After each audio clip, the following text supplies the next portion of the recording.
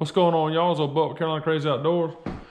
Man, I ain't been on here in a while because my daggone YouTube channel got hacked. I mean, some daggone Chinese or Japanese person, hell, it might be Korean as far as I know. All I know is I don't know what language it is. It ain't American. But, and they posted videos. So if y'all see Chinese looking Japanese, Korean language videos being posted on my YouTube channel, it wasn't me. No, I didn't go crazy. So, but they finally got that squared away. Thank goodness. But anyway, I wanted to show y'all what happened to me and my friend Kenzie the other day. You know, we were on a dog drive, and y'all know that those of you follow me. Man, I've been on so many dog drives this year, and I mean, and a lot of different clubs, not just here in South Carolina, but you know, Georgia as well. But and I've had a blast. And I will say this: they all preach safety. They don't just talk about it; they exercise it. You know, so you know, like I said, you can talk about it all you want to, but if you don't practice it, it don't do nobody no good. But so I wanted to show y'all what happened to us. Y'all know I'm a huge supporter of dog driving, and I still hunt. I am a still hunter. Majority of the time, you're gonna find me up a tree. That's what I do, and I love still hunting. But I love dog driving. I don't knock people's ways of hunting just because I don't do it or don't agree with it. I mean, if it's the law and you're abiding by it, then do it and enjoy it. But anyway, we were down there on a dog drive, and I'm mainly doing this video for awareness of, you know, what these buckshot are capable of. You know, I got a box here. This is 3-inch Winchester double-aught buckshot. The velocity of this buckshot is 1,210 feet per second. That's freaking hauling the mail. And these duck loads right here, Winchester, you can see right there, 1,550 feet per second. That's screaming. That's fast. And just put it in perspective, you know, that's 4 or 5 football fields in 1 second that those pellets are traveling. So I mainly wanted y'all to hear and, you know, hear this one pellet coming through the air, hitting the trees around us. It is just unbelievable. And the thing about it that's so wild is we couldn't have been any more safer. All those clubs I've been to, you know, majority of them, for the most part that I saw, you know, standards wasn't nowhere around each other. I mean, it was 300 yards minimum, you know, between standards. And I know that's what most clubs practice. Because usually when you get 300 yards, you're usually good to go, you know. But anyway, that ain't what happened. So, and I'm not knocking the guy that pulled that trigger because he did nothing wrong. It was just one of those pellets ricocheted off of a tree in a hedgerow and wound up about, I'd say 15, 20 foot from me and Kenzie. And you can hear that pellet. It is screaming. You can hear it coming through the air. You can hear the shot. I mean, just a split pause. You can hear the buckshot coming through the air and you know, hits 3. Sounds like it hits 2 limbs and finally strikes a tree. But I want y'all to hear that and see that. You can't never be too safe. Ever can you ever be too safe? Can't. Just things happen. It's crazy. I mean, whoever thought that one pellet.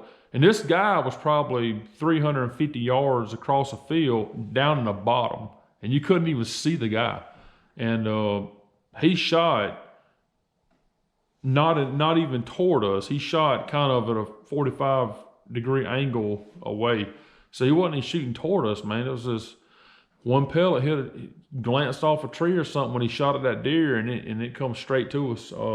And you can tell by our reaction, it scared the heck out of us, because ain't nothing like hearing that. But you know, they'll kill you. That far away will kill you. And there's loads hotter than these. I mean, there's these feet per second, man, they got some hot loads out there. And it ain't just buckshot. I mean, these turkey loads, they'll kill you. I got a friend that was shot in the back. These turkey loads will kill you. I mean, and duck loads, and these duck hunters, and they got these hot loads, they will kill you. There's turkey hunters that's died. There's duck hunters that's died. It ain't just deer hunters. Rabbit hunting as well. I mean, man, these pellets don't play. All it takes is the right pellet. I mean, in the head and you're dead. But just because you're 300 yards away don't mean you're good to go. I mean, things happen. You can see it in this video. This guy was over 300 yards away, and we couldn't even see him. That's how crazy that is.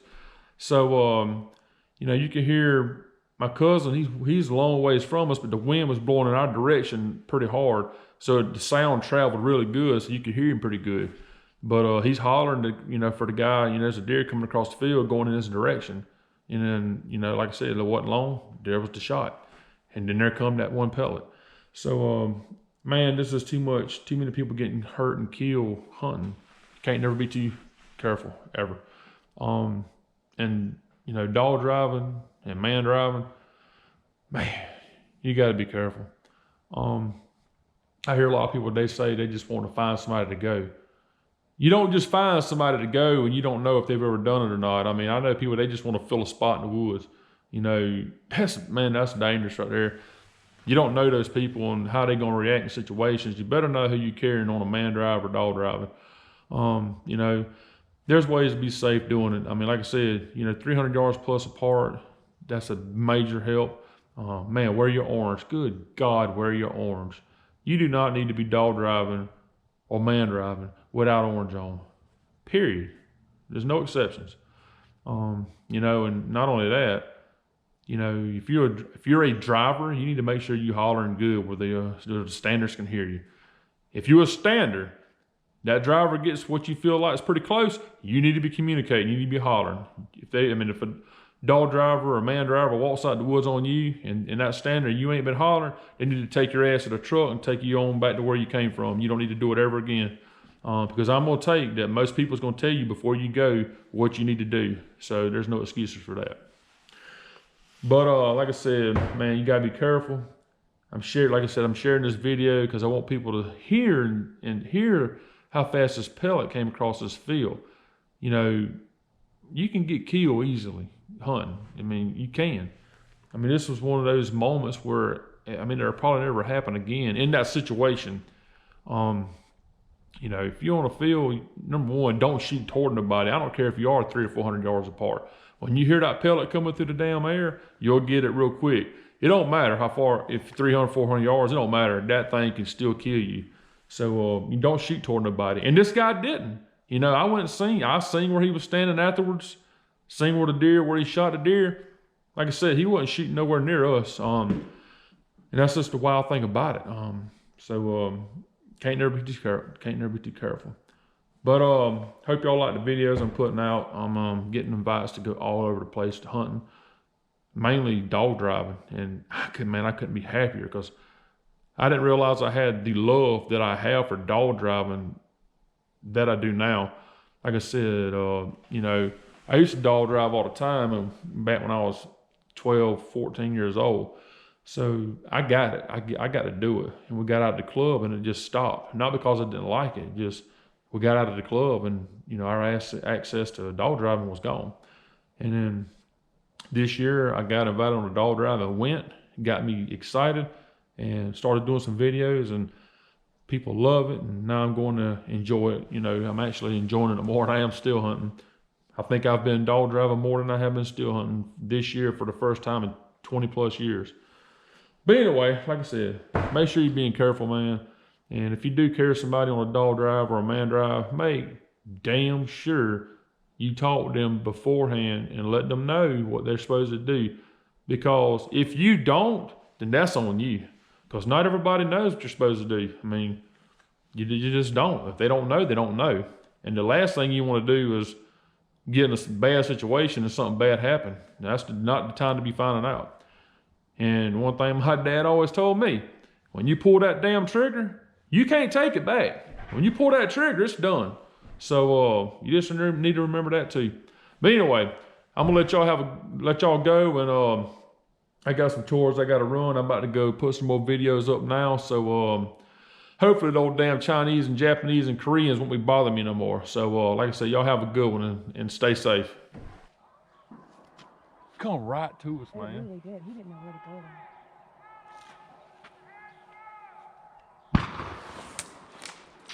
Holy shit. Did you hear that? That was like right over there.